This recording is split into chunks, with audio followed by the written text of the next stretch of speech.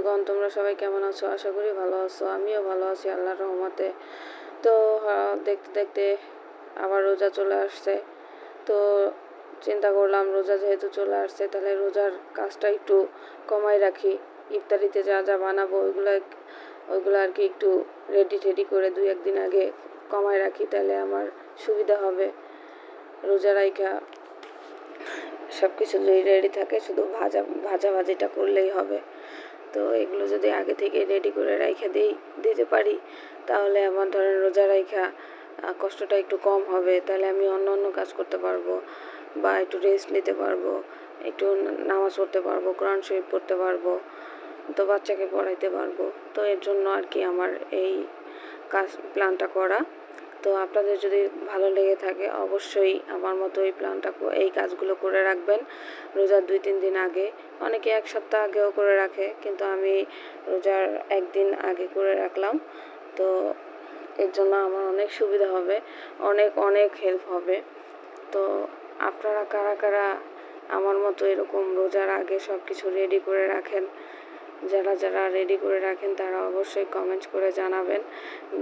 আর অবশ্যই আমার ভিডিওটা লাইক, শেয়ার, কমেন্ট করবেন, পাশে থাকবেন। আপনারা পাশে থাকলে অনেক আনন্দিত হই, অনেক আনন্দ পাই, সাহস পাই আরও নতুন ভিডিও করার জন্য। আশা করি পাশে থাকবেন, অবহেলা করবেন না, কারণ মানুষ মাত্রই ভুল হয়। হয়তো আমার ভিডিও, আমার কথার ধরন এটা ভুল হতেই পারে।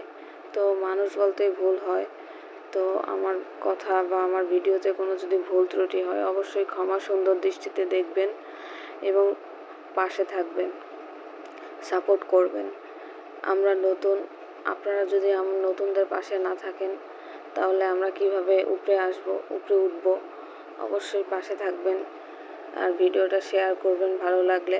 আর আমি যে বুদ্ধিটা ইউজ করলাম, যে রোজার আগে সব কিছু রেডি করে রাখা, আপনার আদা, রসুন, পেঁয়াজ, জিরা। আমি জিরাটা পেস্ট করি না, কারণ জিরার গুঁড়ো খাই।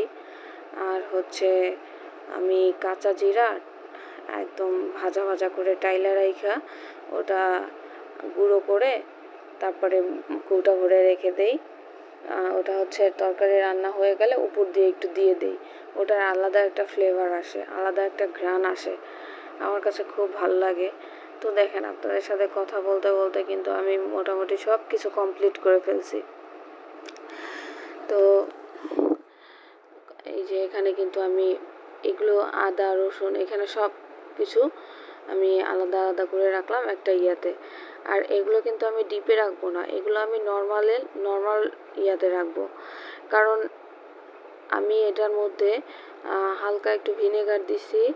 এগুলোর মধ্যে আদা রসুন পেঁয়াজের মধ্যে ভিনেগার আর আপনার সয়াবিন তেল দিয়ে ভালো করে মেখে তারপরে ধুয়ে দিছি। এটা আপনি ডিপে না রেখে যদি নর্মালেও রেখে আপনি 15 দিন খেতে পারবেন, কোনো নষ্ট হবে না। এই মশলা 15 দিন রেখে তরকারি রান্না করে খেতে পারবেন, একটুও নষ্ট হবে না। আর এদিকে আমি এই যে অনেকে আছে অরেঞ্জের ফ্লেভার পছন্দ করে, আমি তো ম্যাঙ্গোর ফ্লেভার পছন্দ করি। তাই আমি আমার হাজব্যান্ডকে সবসময় বলি যে আমার জন্য ম্যাঙ্গোটা নিয়ে আসবে আর আমি এমনিও বানাতে পারি, কিন্তু আসলে আমার ব্লেন্ডার নাই। এগুলো কিন্তু সব জুস বানানো ব্লেন্ডার দিয়ে করা হয়েছে। তো আমি অবশ্যই খুব শীঘ্রই ব্লেন্ডার কিনবো এবং আপনাদের সাথে শেয়ার করব। তো একে কিন্তু আমি সব কিছু রেডি করে নিচ্ছি, সব কিছু গুছায় এখন ডিপে রেখে দিব। তো এই যে এখানে ছোলার জন্য আমি পেঁয়াজ কেটে নিছি। আমার এই পেঁয়াজগুলো 3-4 দিন যাবে ছোলা রান্না করতে। তো এরকম যদি আপনারাও করেন আপনাদের জন্য অনেক ভালো হবে, কারণ কাজটা একটু আগায়া থাকবে। আপনি যখন ইফতারির টাইম হবে তার 1 ঘন্টা আগে এগুলো নামাই রাইখা তারপরে সুন্দর করে ভেজে নেওয়া যাবে, গরম খাওয়া যাবে। তো এরকম করে রাখলে অনেক সুবিধা হয়। তো আমি এই কাজটা 2-3 বছর ধরে করতেছি, আসলে আমি অনেক সুবিধা পাচ্ছি। চাইলে আপনারাও এইভাবে করতে পারেন আপনাদের সুবিধার্থে। অনেকে হয়তো বা প্রতিদিনেরটা প্রতিদিন করে। যার যেরকম মানে সুবিধা, যার যেরকম ভালো লাগে সে সেরকম করে। তো আমার ভিডিওটা যদি সত্যি ভালো লেগে থাকে আপনাদের কাছে, অবশ্যই শেয়ার করবেন, পাশে থাকবেন, শেয়ার করে অন্যকে মানে দেখাই দিবেন, যাতে সেও আমার মতো এরকম মানে কাজ আগায় রাখতে পারে।